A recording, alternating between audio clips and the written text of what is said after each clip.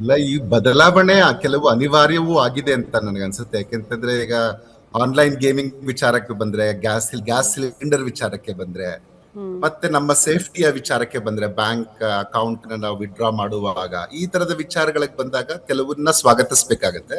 ಇನ್ ಕೆಲವು ದುಬಾರಿ ಆಗತ್ತೆ, ಅದು ಜನಜೀವನಕ್ಕೆ ಕಷ್ಟ ಆಗತ್ತೆ.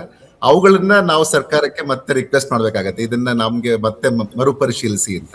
ಯಾಕಂದ್ರೆ ಇವಾಗ ಬದಲಾಗ್ತಿರುವ ಜಗತ್ತಲ್ಲಿ ನೀವು ನೋಡಿದ್ರೆ ಯುವ ಶಕ್ತಿ ಜಾಸ್ತಿ ಇದೆ ಭಾರತದಲ್ಲಿ. ಇಂಥ ಕಡೆ ಈಗ 59 ಕೋಟಿ ಜನ ಭಾರತೀಯರು ಆನ್ಲೈನ್ ಗೇಮ್ ಆಟ ಆಡ್ತಾರೆ. ಸೊ ಇದರಲ್ಲಿ 40% ಅಂದ್ರೆ ಭಾರತದ ಒಂದು 40% ಪಾಪ್ಯುಲೇಷನ್ ಇದೆ. ಸೊ ಇವ್ರಿಗೆ ನೋಡಿ ಯಾವ ತರದಲ್ಲಿ ಕೆಲವರು ಇವನ್ ಆತ್ಮಹತ್ಯೆ ಮಾಡ್ಕೋತಾರೆ, ಮೇಲಿಂದ ಬಿದ್ದು. ಅದು ಯಾವ ತರದೆಲ್ಲ ಗೇಮ್ಸ್ ಗಳಿದೆ ಈಗ, ಆನ್ಲೈನ್ ಗೇಮ್ಗಳು. ಇನ್ ಕೆಲವರು ಅಡಿಕ್ಟ್ ಆಗ್ಬಿಟ್ಟು ಜೀವನನೇ ಹಾಳು ಮಾಡ್ಕೊಳ್ತಾರೆ. ಅಂತ ಸಂದರ್ಭದಲ್ಲಿ ಅದು ಸ್ವಾಗತಿಸ್ಬೇಕಾಗತ್ತೆ. ಅಂತ ಏನು ಕ್ರಮಗಳನ್ನ ಕೈಗೊಂಡಿದ್ದಾರೆ ಅದಕ್ಕೆ ನಾವು ಸ್ವಾಗತಿಸ್ಬೇಕಾಗತ್ತೆ. ಇನ್ನ ಕೆಲವು ವಿಚಾರಕ್ಕೆ ವಿಮೆ ದರಕ್ಕೆ ಬಂದಾಗ ಥರ್ಡ್ ಪಾರ್ಟಿ ಇನ್ಶೂರೆನ್ಸ್ ಜಾಸ್ತಿ ಮಾಡಿದ್ದಾರೆ. ಸೊ ಅವುಗಳನ್ನ ಒಂದ್ ಸ್ವಲ್ಪ ಕಡಿಮೆ ಮಾಡಿ, ಜಾಸ್ತಿ ಮಾಡಿಲ್ದಿದ್ರೆ ಒಳ್ಳೇದಿತ್ತು ಅಂತ. ಅಲ್ಲ, ನೀವು ಬರೀ ಈಗ ಒಂದೆರಡು ಈ ತರದ್ದಿದೆ, ಬಟ್ ಬಹುತೇಕ ಈಗ ಇವತ್ತಿಂದ ಏನ್ ಜಾರಿಗೊಳಿಸ್ತಾ ಇದ್ದಾರೆ ಅದರಲ್ಲಿ ಬಹುತೇಕ 7 ರಿಂದ 8 ಅಂಶಗಳು ಬಹುತೇಕ ಜನರಿಗೆ ಅನುಕೂಲ ಆಗುವಂತದ್ದು ಇದೆ.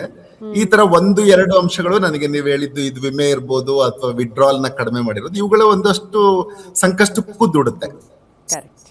ಸೊ ಎರಡನ್ನೂ ಮಿಕ್ಸ್ಚರ್ ಇದೆ ಇವತ್ತು ಜನಕ್ಕೆ, ಒಂದಷ್ಟು ಸಿಹಿ ಒಂದಷ್ಟು ಕಷ್ಟ. ಇದು ಬಜೆಟ್ ಏನಾಗುತ್ತೆ, ಮೇಜರ್ ಕಾರ್ಯಕ್ರಮಗಳ ವಿಚಾರದಲ್ಲಿ ಎಲ್ಲೆಲ್ಲಿ ಟ್ಯಾಕ್ಸಸ್ ಹಾಕ್ತಾರೆ ಅನ್ನುವಂಥದ್ದನ್ನ ಅಲ್ಲಿ ನಮ್ಗೆ ಹೇಳ್ತಾರೆ. ಮತ್ತೆ ಇದ್ರ ಮೇಲೆ ಖರ್ಚು ಮಾಡ್ತೀವಿ, ಕೆಪೆಕ್ಸ್ ಮೇಲೆ ಎಷ್ಟು ಖರ್ಚು ಮಾಡ್ತೀವಿ ಅಂತ. ಆದ್ರೆ ಈಗ ಕೆಲವು ಕ್ರೈಸಿಸ್ ಟೈಮಲ್ಲಿ, ಈ ಯುದ್ಧದ ಕ್ರೈಸಿಸ್ ಟೈಮಲ್ಲಿ ಏನಾಗತ್ತೆ ಅಂತಂದ್ರೆ, ನಮ್ಗೆ ಏನ್ ಅನ್ಕೊಂಡಿರ್ತೀವಿ, ಕರೆಂಟ್ ಅಕೌಂಟ್ ಡೆಫಿಸಿಟ್ ಇಷ್ಟ ಆಗತ್ತೆ, ಆಮೇಲೆ ನಮ್ಗೆ ಎಷ್ಟು ಫಿಸ್ಕಲ್ ಡೆಫಿಸಿಟ್ ಇರುತ್ತೆ, ಅದನ್ನೆಲ್ಲ ನಾವು ಯೋಚನೆ ಮಾಡಿರ್ತೀವಿ. ಆ ಟೈಮಲ್ಲಿ ಬಜೆಟ್ ಮಂಡಿಸುವಾಗ ಸರ್ಕಾರ ಯೋಚನೆ ಮಾಡಿರುತ್ತೆ. ಆದ್ರೆ ಅದಕ್ಕೆಲ್ಲವೂ ಹೆಚ್ಚು ಕಡಿಮೆ ಆಗಕ್ ಶುರು ಆಗಿರುತ್ತೆ. ಸೊ ಅಂತ ಸಂದರ್ಭದಲ್ಲಿ ಕೆಲವು ಸರಿ ಅದನ್ನ ಸರಿದೂಗಿಸ್ಲಿಕ್ಕೆ ಕೆಲವು ಬದಲಾವಣೆಯನ್ನು ಮಾಡಬಹುದು. ಆದ್ರೆ ಇವಾಗಿನ ಸನ್ನಿವೇಶ ನೋಡಿದ್ರೆ ಈಗೇನು 10 ಬದಲಾವಣೆಗಳ ಬಹುತೇಕ ಇದೆ.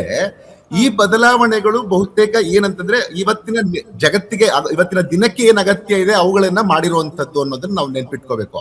ಅದರಲ್ಲಿ ಕೊಲ್ಲಿ ಯುದ್ಧದಿಂದ ನೇರವಾಗಿ ನಮ್ಗೆ ಇದ್ರಲ್ಲಿ ಏನಾದ್ರು ಬದಲಾವಣೆ ಆಗಿರೋದು ಯಾವ್ದು ಅಂತಂದ್ರೆ ಈ LPG ಸಿಲಿಂಡರ್ ವಿಚಾರಕ್ಕೆ ಬಂದ್ರೆ ಮಾತ್ರ ಅದು ನನಗೆ ಕಾಣುತ್ತೆ ಕ್ಲಿಯರ್ ಆಗಿ. ಯಾಕೆಂತಂದ್ರೆ ಮುಂಚೆ ಎಲ್ಲಾನು ಅದು ಆರಾಮಾಗಿ ಸಿಗ್ತಾ ಇತ್ತು. ಆದ್ರೆ ಕೊಲ್ಲಿ ದೇಶಗಳಲ್ಲಿ ಯುದ್ಧ ಆದ್ಮೇಲೆ ಸಿಲಿಂಡರ್ ಇಶ್ಯೂ ಯಾವಾಗ ಜಾಸ್ತಿ ಆಯ್ತು, ನಮ್ಗೆ ಗ್ಯಾಸ್ ಬರುವ ಸರಬರಾಜು ಏನಾಗ್ತಾ ಇತ್ತು, ನಾವು 62% ಸಿಲಿಂಡರ್ಸ್ ನ 62% ಗ್ಯಾಸ್ ನ ನಾವು ಹೊರ ದೇಶಗಳಿಂದ ತರಿಸ್ಕೊತಾ ಇದ್ವಿ.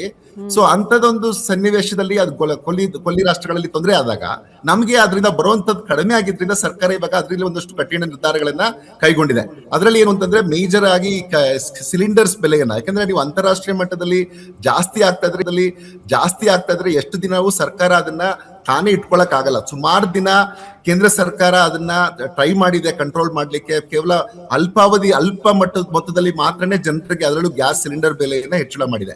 ಆದ್ರೆ ಇವತ್ತು ಅದನ್ನ ತುಂಬಾ ದಿನ ಇಟ್ಕೊಳಕ್ ಆಗಲ್ಲ ಅನ್ನೋ ಕಾರಣಕ್ಕಾಗಿ ಈಗ ಒಂದಷ್ಟು ಹೆಚ್ಚಳವನ್ನ ಅನಿವಾರ್ಯ ಅನ್ನೋ ಕಾರಣಕ್ಕಾಗಿ ಕಮರ್ಷಿಯಲ್ ಸಿಲಿಂಡರ್ಗಳ ಬೆಲೆ ಜಾಸ್ತಿ ಮಾಡಿರೋದನ್ನ ಸರ್ಕಾರ ಇವತ್ತಿಂದ ಜಾರಿಗೊಳ್ಳುತ್ತೆ. ಈಗ 993 ರೂಪಾಯಿಂದ 1147 ರೂಪಾಯಿವರೆಗೂ 19 kg ಸಿಲಿಂಡರ್ ಏನಿತ್ತು ಅದು ಇವಾಗ 3071 ರೂಪಾಯಿವರೆಗೂ ಹೋಗ್ಲಿಕ್ಕೆ ಚಾನ್ಸಸ್ ಇದೆ. ಕಲ್ಕಟ್ಟಾದಲ್ಲಾದ್ರೆ 3300, ನಮ್ಮ ಬೆಂಗಳೂರಲ್ಲಾದ್ರೆ 3000 ರೂಪಾಯಿ ಈ ತರದ ಬದಲಾವಣೆಯನ್ನ ಇದರಿಂದ ಕಾಣಬಹುದು. ಆದ್ರೆ ಡೊಮೆಸ್ಟಿಕ್ ಸಿಲಿಂಡರ್ ಮೇಲೆ ಯಾವುದೇ ಬದಲಾವಣೆಯನ್ನ ಮಾಡಿಲ್ಲ, ಅದನ್ನ ಹಾಗೆ ಇಟ್ಕೊಂಡಿದ್ದಾರೆ. ಯಾಕಂದ್ರೆ ಬಹುತೇಕ ಜನ ಅದನ್ನ ಯೂಸ್ ಮಾಡೋದ್ರಿಂದ ಅದರಲ್ಲಿ ಬದಲಾವಣೆ ಮಾಡೋದು ಬೇಡ ಅನ್ನುವಂತ ಕಾರಣಕ್ಕಾಗಿ ಕೇಂದ್ರ ಸರ್ಕಾರ ಅದನ್ನ ಹಾಗೆ ಇಟ್ಕೊಂಡಿರೋದನ್ನು ಕೂಡ ನಾವು ಗಮನಿಸಬಹುದು. ಇಲ್ಲಿ ಇನ್ನೊಂದು ಏನು ಅಂತಂದ್ರೆ, ನಾವು ಮತ್ತೆ ಎಲ್ಲರೂ 2 ಸಿಲಿಂಡರ್ ಇಟ್ಕೊಳ್ಳೋದು, ಒಂದು ಪೈಪ್ ಸಿಲಿಂಡರ್ ಇದ್ದಾಗ ಇದನ್ನು ಇಟ್ಕೊಳ್ಳೋದು, ಅದನ್ನೆಲ್ಲಾನು ತಡಿಬೇಕು. ಯಾಕಂತಂದ್ರೆ ಇದು ಪ್ಯಾನಿಕ್ ಬೈಯಿಂಗ್ ಶುರು ಆದಾಗ ಇವೆಲ್ಲವೂ ತೊಂದರೆ ಆಯ್ತು. ಸೊ ಅದನ್ನ ತಪ್ಪಿಸ್ಲಿಕ್ಕೆ ಕೇಂದ್ರ ಸರ್ಕಾರ ಇದರಿಂದ ಕ್ರಮ ಕೈಗೊಂಡಿದೆ. ನೀವು ಪೈಪ್ ಇದ್ರೆ ಯಾರನ್ನು ಸಿಲಿಂಡರ್ಸ್ 2 ಇಟ್ಕೊಳ್ಕೂಡುದು ಅನ್ನೋಂಥದ್ದನ್ನ ಮಾಡಿದೆ. ಸೊ ಹಾಗೇನೆ ವಿತೌಟ್ ಇದು KYC ಇಲ್ಲದೆ ಇದ್ರೆ ಇದನ್ನ ಮಾಡ್ಲಿಕ್ಕೆ ಆಗಲ್ಲ. ನೀವು ಪ್ರತಿಯೊಂದು ಇದನ್ನ OTP ಕೊಟ್ಟರೆ ನಿಮ್ಗೆ ಡೆಲಿವರಿ ಕೊಡ್ತಾರೆ ಅನ್ನುವಂಥ ಕೆಲಸವನ್ನು ಕೂಡ ಕೇಂದ್ರ ಸರ್ಕಾರ ಮಾಡಿದೆ. ಇದರಿಂದ ಒಂದಷ್ಟು ಸಿಲಿಂಡರ್ ಏನು ಸಮಸ್ಯೆ ಆಗಿತ್ತು, ಪ್ಯಾನಿಕ್ ಬೈಯಿಂಗ್ ಆಗಿ ಯಾರಾದ್ರೂ ಹೋರ್ಡಿಂಗ್ ಆಗ್ತಾ ಇತ್ತು, ಅದರಿಂದ ಒಂದಷ್ಟು ಸಿಲಿಂಡರ್ ಏನು ಸಮಸ್ಯೆ ಆಗಿತ್ತು, ಪ್ಯಾನಿಕ್ ಬೈಯಿಂಗ್ ಆಗಿ ಯಾರಾದ್ರೂ ಹೋರ್ಡಿಂಗ್ ಆಗ್ತಾ ಇತ್ತು, ಅದನ್ನ ತಪ್ಪಿಸಿದೆ. ಇದೊಂದು ನೇರವಾದ ಪರಿಣಾಮ ನನಗೆ ಕೊಲ್ಲಿ ಯುದ್ಧದಿಂದ ಕಾಣಿಸ್ತಾ ಇದೆ. ಇಲ್ಲಿ ಏನಂದ್ರೆ ಮೇಜರ್ ಆಗಿ ನಾವು ಅರ್ಥ ಡೈರೆಕ್ಟ್ ಟ್ಯಾಕ್ಸ್ ಯಾವಾಗ್ಲೂ ಪ್ರೋಗ್ರೆಸಿವ್ ಆಗಿರುತ್ತೆ, ಇಂಡೈರೆಕ್ಟ್ ಟ್ಯಾಕ್ಸ್ ಯಾವಾಗ್ಲೂ ರಿಗ್ರೆಸಿವ್ ಆಗಿರುತ್ತೆ. ನಾವು ಡೈರೆಕ್ಟ್ ಟ್ಯಾಕ್ಸ್ ಕಲೆಕ್ಷನ್ ಅನ್ನ ಹೆಚ್ಚು ಮಾಡ್ಬೇಕು. ಯಾಕೆಂತಂದ್ರೆ ನಮ್ಮಲ್ಲಿ ಸುಮಾರು ಜನಕ್ಕೆ ಆದಾಯ ಇದೆ ಆದ್ರೆ ಕಟ್ತಾ ಇಲ್ಲ. ಆದ್ರೆ ಅದನ್ನ ನಾವು ಅಗ್ರಿಕಲ್ಚರ್ ಇನ್ಕಮ್ಗೆ ಅಂತ ಮಾತಾಡುವಾಗ ದಯವಿಟ್ಟು ಸ್ವಲ್ಪ ಎಚ್ಚರಿಕೆಯಿಂದ ಮಾತಾಡ್ಬೇಕು. ಯಾಕೆಂದ್ರೆ ನಮ್ಮಲ್ಲಿ ಬಹುತೇಕರು ಮಾರ್ಜಿನಲ್ ಫಾರ್ಮರ್ಸ್ ಇದ್ದಾರೆ. ಅಂದ್ರೆ ನಮ್ಮಲ್ಲಿ 64% ಜನರ ಹತ್ರ ಕೇವಲ 1 ಹೆಕ್ಟೇರ್ಗಿಂತ ಕಡಿಮೆ ಭೂ ಹಿಡುವಳಿ ಇದೆ. ಅಂದ್ರೆ ಅದನ್ನ ನೀವು ಆಕ್ಚುಯಲ್ ಟರ್ಮ್ಸ್ ಹೋದ್ರೆ 1 ಹೆಕ್ಟೇರು ಅಲ್ಲ, 1 ಎಕರೆಗಿಂತ ಕಡಿಮೆ ಇರುವಂತರ ಸಂಖ್ಯೆ 64% ಆಗುತ್ತೆ. ಸೊ ಇಂಥದಿರುವಾಗ ಯಾರು ನಿಜವಾಗ್ಲೂ ಶ್ರೀಮಂತರಿದ್ದಾರೆ, ಯಾರು ಅಥವಾ ರೈತರ ಹೆಸರಲ್ಲಿ ಟ್ಯಾಕ್ಸ್ ರಿಲ್ಯಾಕ್ಸೇಷನ್ ತಗೋತಾ ಇದ್ದಾರೆ, ಅಂತವರ ಮೇಲೆ ಸ್ಟ್ರಿಕ್ಟ್ ಹದ್ದಿನ ಕಣ್ಣಿಟ್ಟು ಅವ್ರ ಹತ್ರ ತೆರಿಗೆ ವಸೂಲಿ ಮಾಡುವಂಥದ್ದು ಸರಿ. ಹಾಗಂತ ಎಲ್ಲ ರೈತರು ಕಾರ್ ಇಟ್ಕೊಂಡಿದ್ದಾರೆ ಅನ್ನುವಂಥದ್ದು ಅಥವಾ 10ಕ್ಕೆ 5 ಜನ ಕಾರ್ ಇಟ್ಕೊಂಡಿದ್ದಾರೆ ಅಂತ ಹೇಳುವಂಥದ್ದು ಸರಿಯಲ್ಲ ಅನ್ನುವಂಥದ್ದು. ನಮ್ಮ ನ್ಯಾಷನಲ್ ಇನ್ಕಮ್ ಅಗ್ರಿಕಲ್ಚರ್ ಇಂದ ಕಾಂಟ್ರಿಬ್ಯೂಷನ್ ಬರ್ತಾ ಇರೋದು 16%. ಅದನ್ನು ಕೂಡ ದಯವಿಟ್ಟು ನೆನ್ಪಿಟ್ಕೋಬೇಕು. ಇದರಲ್ಲಿ ಆಗಿರುವಂತ ಒಂದು ಉತ್ತಮ ಏನ್ ನಮ್ಮಲ್ಲಿ ಇವತ್ತು ರಿಫಾರ್ಮ್ಸ್ ಅಲ್ಲಿ ಏನ್ ಮಾಡ್ತಾ ಇದ್ದಾರೆ, ಅದರಲ್ಲಿ ತುಂಬಾ ಮುಖ್ಯವಾದದ್ದು ಏನು ಅಂತಂದ್ರೆ, ನಾವೇನು UPI ಟ್ರಾನ್ಸಾಕ್ಷನ್ ಮಾಡ್ತೀವಿ ಅದರಲ್ಲಿ ನಮ್ಗೆ ಡಬಲ್ ಫ್ಯಾಕ್ಟರ್ ಅಥೆಂಟಿಕೇಶನ್ ಕೊಟ್ಟಿದ್ದಾರೆ, 2 ಫ್ಯಾಕ್ಟರ್ ಅಥೆಂಟಿಕೇಶನ್ ಕೊಟ್ಟಿದ್ದಾರೆ. ಒಂದು ಸಾಮಾನ್ಯವಾಗಿ ನಾವೇನ್ ಮಾಡ್ತೀವಿ ಅಂತಂದ್ರೆ, ಇಷ್ಟ ದಿನ OTP ಬರ್ತಾ ಇತ್ತು, OTP ಅನ್ನ ಹಾಕ್ತಾ ಇದ್ವಿ. ಎಷ್ಟೋ ಸರಿ ಏನಾಗ್ತಾ ಇತ್ತು, ಇವರನ್ನ ಅನೇಕರು ಫ್ರಾಡ್ಸ್ಟರ್ಸು ಅಥವಾ ಯಾವುದೋ ಒಂದು ಲಿಂಕ್ ಮೇಲೆ ಒತ್ತಿ ಅಥವಾ ಯಾರೋ ಥ್ರೆಟನ್ ಮಾಡಿ ಇವರು ಅನೇಕ ಸರಿ ಅದನ್ನ ಒಂದು OTP ಬಂತು ಹಾಕ್ತಾನೆ ಇದ್ರು, ಅದ್ರ ದುಡ್ಡು ಬರ್ತಾ ಇತ್ತು. ಆದ್ರೆ ಇವಾಗ ಏನ್ ಮಾಡಿದ್ರೆ ಅಂತಂದ್ರೆ, 2 ಸರಿ ಅದನ್ನ ಅಥೆಂಟಿಕೇಶನ್ ಮಾಡ್ಬೇಕು. ಒಂದು ನಮ್ಗೆ OTP ಬರುತ್ತೆ, ಇನ್ನೊಂದು ನಮ್ದು ಏನು ಇದಕ್ಕೆ ಲಿಂಕ್ ಆಗಿರುತ್ತೆ ಆಧಾರ್ ಎನೇಬಲ್ಡ್, ಅಂದ್ರೆ UPI ಪಿನ್ ಇನ್ನೊಂದು ಬಯೋಮೆಟ್ರಿಕ್ OTP ಎರಡೂ ಬರುತ್ತೆ. ಹಂಗಾಗಿ ಅಷ್ಟು ನಮ್ಗೆ 2 ಸರಿ ಬರೋಷ್ಟೊತ್ತಿಗೆ ಎಚ್ಚೆತ್ಕೋಬಹುದು ಅನ್ನೋಂಥದ್ದು. ಅಂದ್ರೆ ಇಟ್ ಟೇಕ್ಸ್ ಟೈಮ್, ನಿಮ್ಗೆ ಆ ಟೈಮ್ ತಗೊಳತ್ತೆ, ಆ ಟೈಮ್ ಒಳಗಡೆ ನಮ್ಗೆ ಎಚ್ಚರಿಕೆ ತಗೋಬಹುದು ಅನ್ನೋಂಥದ್ದನ್ನ ಮಾಡಿದ್ದಾರೆ ಅನ್ನುವಂಥದ್ದು. ಸೊ ಹಂಗಾಗಿ ಇದು ನಿಜವಾಗ್ಲೂ ತುಂಬಾ ಅನುಕೂಲ ಆಗುತ್ತೆ ಅಂತ ನನ್ಗೆ ಅನ್ಸುತ್ತೆ. ಮುಂದಿನ ದಿನಗಳಲ್ಲಿ ಬಹುತೇಕ ಇವಾಗ ನಮ್ಗೆ ತುಂಬಾ ಹೆಚ್ಚಿನ ಜನ ಈ ಫ್ರಾಡ್ಸ್ಟರ್ಸ್ಗೆ ಬಲಿ ಆಗ್ತಾ ಇದ್ದಾರೆ, ಯಾವ್ಯಾವ್ದೋ ಲಿಂಕ್ಗೆ ಒತ್ತಿ ಅಥವಾ ಅವ್ರಿಗೆ OTP ಕೊಡುವಂಥದ್ದು. ಈಗ ಅದು 2 ಸರಿ ಆದಾಗ ಒಂದಷ್ಟು ಎಚ್ಚರಿಕೆಯನ್ನ ತಗೊಳ್ತಾರೆ ಅನ್ನುವಂಥದ್ದು. ಈವನ್ ಅದರಲ್ಲಿ ಈಗಾಗಲೇ ಒಂದು ಡ್ರಾಫ್ಟ್ ಪೇಪರ್ ಕೂಡ ರಿಲೀಸ್ ಆಗಿದೆ. ಅದರ ಪ್ರಕಾರ 1 ಗಂಟೆ ಸಮಯ ಇರಬೇಕು ಒಂದು ಟ್ರಾನ್ಸಾಕ್ಷನ್. ಅದೇನಾದ್ರು ಅವರು OTP 10,000 ಮೇಲೆ ಮಾಡಿದ್ರೆ ಕೂಡ 1 ಗಂಟೆ ಬ್ಯಾಂಕ್ ಹತ್ರ ಹಣ ಇರ್ಲಿ, ಅನಂತರ ಅದು ವಾಪಸ್ ಹೋಗ್ಲಿ, ಅವ್ರ ಹತ್ರ ಯಾರಿಗೆ ಅವ್ರು ಕೊಟ್ಟಿದಾರೋ ಅವ್ರಿಗೆ ಹೋಗ್ಲಿ ಅನ್ನುವಂಥದ್ದನ್ನು ಮಾಡ್ತಿದ್ದಾರೆ. ಅವೆಲ್ಲ ಜಾರಿ ಆದ್ರೆ ನಾವೇನು ಈಗ ಅನೇಕವನ್ನು ಕೇಳ್ತೀವಿ, ಅವ್ರು ಡಿಜಿಟಲ್ ಅರೆಸ್ಟ್ ಆಗಿ ಇಷ್ಟು ಹಣ ಕಳ್ಕೊಂಡ್ರು, ಅಥವಾ ಯಾರೋ ಒತ್ತಾಯಕ್ಕೆ ಅಥವಾ ಯಾವ್ದೋ ಫ್ರಾಡ್ಸ್ಟರ್ಗೆ ಮೋಸ ಆಗಿ ಆ ಕ್ಷಣದಲ್ಲಿ ಕಳ್ಕೊಂಡ್ರು ಅನ್ನೋಂಥದ್ದು ಏನಿರುತ್ತಲ್ಲ, ಅದೆಲ್ಲ ಕಡಿಮೆ ಆಗತ್ತೆ ಅಂತ ಮೊದಲನೇ ನನಗೆ ಇಷ್ಟ ಆಗಿತ್ತು. ಎರಡನೇದೇನು ಅಂತಂದ್ರೆ, ನಾನು ಅವಾಗ ಹೇಳ್ದಂಗೆ ಆನ್ಲೈನ್ ಗೇಮಿಂಗ್ ವಿಚಾರಕ್ಕೆ ಬಂದಾಗ ಅನೇಕ ಆನ್ಲೈನ್ ಗೇಮ್ಗಳು ಏನಿಲ್ಲ ದುಡ್ಡನ್ನ ಸಂಗ್ರಹಿಸ್ತಾ ಇತ್ತು. ಅನೇಕ ರಿಯಲ್ ಮನಿ ಗೇಮಿಂಗ್ ಸೆಗ್ಮೆಂಟ್ ಏನಿಲ್ಲ, ಈ Dream 11, Poker Baazi, Winzo, mobile premier league ಈ ತರ ಎಲ್ಲ ಮಾಡಿ ಜನ ಸಾಕಷ್ಟು ದುಡ್ಡುಗಳನ್ನ ಕಳ್ಕೊಳ್ತಾ ಇತ್ತು. ಇವುಗಳ ಕಡೆಗೆ ಒಂದು ಹತೋಟಿಯನ್ನ ತಂದಿದ್ದಾರೆ ಇವತ್ತಿಂದ ಅದು ಜಾರಿಗೊಳ್ಳುತ್ತೆ. ಯಾಕಂದ್ರೆ ಭಾರತದ ಬಹುತೇಕ 28% ಅಷ್ಟು ವೇಗವಾಗಿ ಬೆಳೀತಾ ಇದೆ. ಇದು 20ರಿಂದ 23 ನೋಡಿದ್ರೆ ನೀವು ಆನ್ಲೈನ್ ಗೇಮ್ ಆಡೋ ಸಂಖ್ಯೆ ಜಾಸ್ತಿನೇ ಆಗ್ತಾ ಇದೆ. 59 ಕೋಟಿ ಜನ ಭಾರತೀಯರು ಆನ್ಲೈನ್ ಗೇಮಿಂಗ್ ಅನ್ನ ಆಡ್ತಾ ಇದ್ದಾರೆ. ಸೊ ಹಂಗಾಗಿ ಅದನ್ನ ಒಂದು ನಿಯಂತ್ರಿಸಲಿಕ್ಕೆ ನಾವು ಆನ್ಲೈನ್ ಗೇಮಿಂಗ್ ಅಥಾರಿಟಿ ಆಫ್ ಇಂಡಿಯಾನ ಜಾರಿಗೆ ತಂದು ಇವತ್ತಿಂದ ಪ್ರತಿಯೊಂದು ಕಂಪ್ಲೇಂಟ್ಸ್ ಅದಕ್ಕೆ ಯಾವ ತರ ಕಂಪ್ಲೇಂಟ್ಸ್ ಇರಬೇಕು ಅವರು ಅನ್ನೋದನ್ನ ಇವತ್ತಿಂದ ಸ್ಪಷ್ಟವಾಗಿ ಜಾರಿಗೊಳಿಸಿದ್ದಾರೆ. ಸೊ ಅದು ತುಂಬಾ ನನಗೆ ಖುಷಿಯಾಗಿದ್ದು ಇವತ್ತಿಂದ ಮಾಡ್ತಾ ಇದ್ದಾರೆ. ಅಟ್ಲೀಸ್ಟ್ ನಮ್ಮ ಯುವ ಜನಕ್ಕೆ ಅನುಕೂಲ ಆಗತ್ತೆ ಅನ್ನೋದು ನನಗೆ ಅನಿಸ್ತಾ ಇದೆ. ಇವನ್ ಪೆನಾಲ್ಟಿ ಇಂಪೋಸ್ ಮಾಡಿದ್ದಾರೆ, ಒಂದ್ ವೇಳೆ ಅದನ್ನ ರೂಲ್ಸ್ ಪ್ರಕಾರ ಮಾಡಲಿಲ್ಲ ಅಂತಂದ್ರೆ ಅವಾಗ ಅವ್ರಿಗೆ ಪೆನಾಲ್ಟಿ ಕೂಡ ಇಂಟ್ರೊಡ್ಯೂಸ್ ಮಾಡಿದ್ದಾರೆ. 90 ದಿನ ಕಂಪ್ಲೇಂಟ್ ಒಳಗಡೆ ಅದನ್ನ ಸಾಲ್ವ್ ಮಾಡುವಂತದ್ದು, ಈ ತರದೆಲ್ಲ ಒಂದು ಕ್ರಮಗಳನ್ನ ಕೈಗೊಂಡಿದ್ದಾರೆ.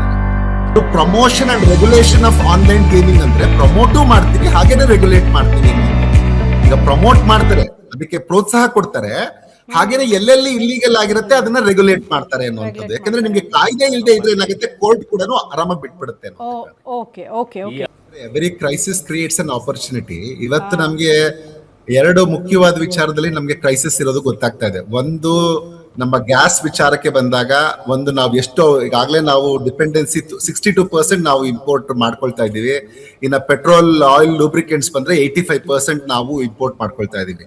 ಇವೆರಡೂ ವಿಚಾರಕ್ಕೆ ಬಂದಾಗ ಸರ್ಕಾರ ಏನ್ ಮಾಡಿದೆ ಇಮಿಡಿಯೇಟ್ ಆಗಿ ಅಂತಂದ್ರೆ, ಬೇರೆ ಬೇರೆ ದೇಶಗಳಿಗೆ, ಈಗ ನಾವು ಬರೀ ಗಲ್ಫ್ ರಾಷ್ಟ್ರಗಳ ಜೊತೆಗೇನೆ ಹೆಚ್ಚು ನಾವು ಕೊಂಡ್ಕೊಳ್ತಾ ಇದ್ದಿದ್ದನ್ನ ನಾವೀಗ ಬೇರೆ ಬೇರೆ ರಾಷ್ಟ್ರಗಳಿಗೆ ಡೈವರ್ಸಿಫೈ ಮಾಡುವಂತ ಕೆಲಸವನ್ನ ಮಾಡಿದ್ವಿ.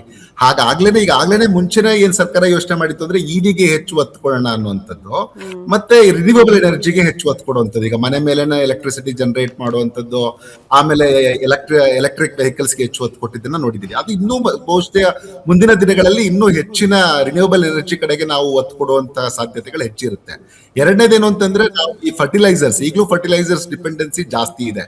ನಾವು ಬೇರೆ ರಾಷ್ಟ್ರಗಳಲ್ಲಿ ಮಾಡುವಂತದ್ದೊಂದು, ನಾಳೆ ರಷ್ಯಾಗೂ ಕ್ರೈಸಿಸ್ ಆದ್ರೆ ಮತ್ತೆ ರಷ್ಯಾದಲ್ಲೂ ಒಂದು ಪ್ರಾಬ್ಲಮ್ ಆಗುವಂತ ಸಾಧ್ಯತೆ ಇರುತ್ತೆ. ಅದಕ್ಕಾಗಿ ಸರ್ಕಾರ ಕಂಪೋಸ್ಟ್ ಏನು ಫರ್ಟಿಲೈಸರ್ಸ್ ಇದೆ, ಕಂಪೋಸ್ಟ್ ಇದಿದೆ, ಅದ್ರ ಕಡೆಗೆ ಹೆಚ್ಚಿನ ಒತ್ತನ್ನ ಕೊಡುವಂತ ಲಕ್ಷಣಗಳು ಕಾಣಿಸ್ತಾ ಇದೆ. ಯಾಕಂದ್ರೆ ನಾವು ಈಗಾಗಲೇ ಆರ್ಗ್ಯಾನಿಕ್ ಫಾರ್ಮಿಂಗ್ ಗೆ ಈಗಾಗಲೇ ಸುಮಾರು ಬಜೆಟ್ ಅಲ್ಲಿ ಕೂಡ 3 ಬಜೆಟ್ ಅಲ್ಲೂ ಬಹುತೇಕ ಅದಕ್ಕೆ ಒತ್ತನ್ನ ಕೊಟ್ಟಿದ್ದಾರೆ. ಕಳೆದ 3 ಕೇಂದ್ರ ಸರ್ಕಾರದ ಬಜೆಟ್ಗಳಲ್ಲೂ ಆರ್ಗ್ಯಾನಿಕ್ ಫಾರ್ಮಿಂಗ್ ಗೆ ಹೆಚ್ಚಿನ ಒತ್ತನ್ನ ಕೊಟ್ಟಿದ್ದಾರೆ.